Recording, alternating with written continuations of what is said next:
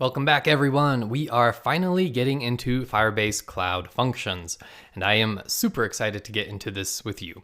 I've been using Firebase Cloud Functions in a lot of my contract projects and in my other SaaS business, and I gotta tell you, it's a game changer. I love Cloud Functions. So, what is a Cloud Function? Firebase Cloud Functions are server-side code that can be run in response to events triggered by Firebase features like authenticating a new user or adding a new document to a collection and many others. They can also be triggered by HTTPS requests. So as an example, we're going to be working with Stripe, right? To charge a customer, that customer needs a Stripe customer ID. So we are going to create a Cloud function that is triggered when we create a new user document. The function will begin when a new user is created upon registration. We will use the Stripe API to create a new Stripe customer in our Stripe account. We will get back a customer ID. Then we will update that user document in Firestore with the Stripe customer ID, which we can then use in our app. And all of that is done up on the Cloud function. So what's so great about this, you may ask? Why couldn't we do all this client side right in our app?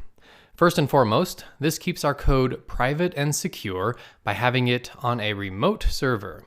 You may or may not know that it is actually relatively easy to decompile and reverse engineer the code in your apps that you ship. So you never want to ship sensitive API keys or other information in your source code that you wouldn't want anyone else to get their hands on.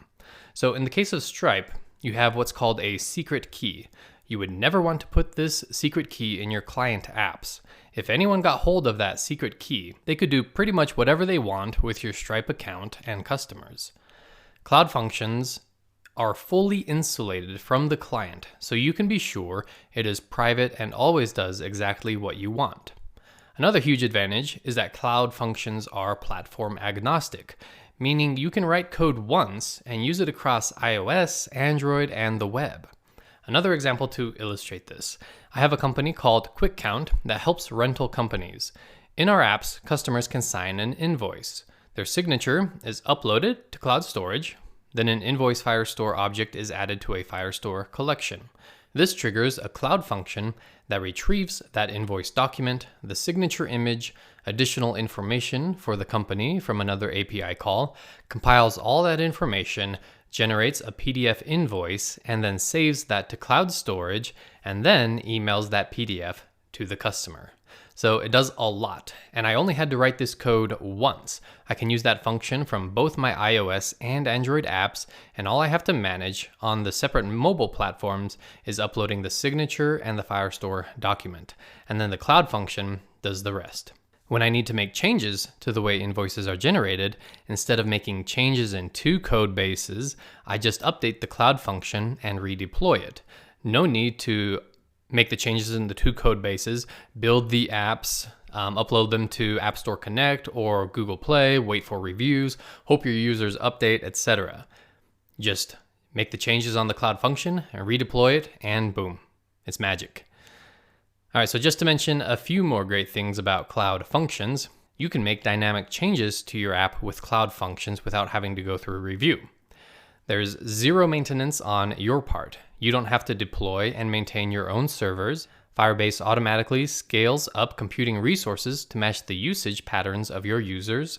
You never worry about credentials, server configuration, provisioning new servers, or decommissioning old ones. So, as you can tell, I am a big fan of Cloud Functions. There is a ton you can do with them, and it really opens up a lot of possibilities. I want to show you some of the documentation real quick and where you can find some great examples of Cloud Functions. So open up a tab and just do a search for Firebase Cloud Functions. And right here is good, Cloud Functions for Firebase. Highly recommend bookmarking this. Watch this little intro video. It's a couple minutes long. And what I want to show you is right here in What Can I Do with Cloud Functions? So this section has some interesting use cases that you can use for Cloud Functions. For instance, notify users when something interesting happens. Let's see. So for instance, you can You can send confirmation emails to users subscribing or unsubscribing to a newsletter. You can send a welcome email when a user completes sign up. And most of these that are highlighted, if you click on them, they actually take you to the Firebase GitHub repos, where you can actually see the Cloud Function code written in JavaScript that you can take a look at and use. So if you go to functions and then index.js is what you want to look at, here you have examples of how exactly these Cloud Functions are written and what they can do. This one was for an example of sending an email to new users. And again, in the functions folder and under index.js, you have those examples. All right, so just coming back here, some of the other things that you can do. For instance, you can purge a deleted user's content from real-time database. You can limit the number of child nodes. You can track the number of elements. You can execute intensive tasks in the cloud instead of in your app. So for instance, in this example, you upload an image to storage, the function is triggered, it downloads that image, converts it to a thumbnail, then writes the location, it uploads the thumbnail, and then finally it comes back to the app. And you actually have examples for that here. You have more examples here with GitHub code. You can integrate with third-party services and APIs like GitHub and Slack. So yeah, there's a lot that you can do with Cloud Functions. It really opens up a world of opportunities. So that's just a little taste of what you can do with Cloud Functions. In the next lesson, we are going to set up everything that you need to be able to write your own Cloud Functions. All right, I'll see you there.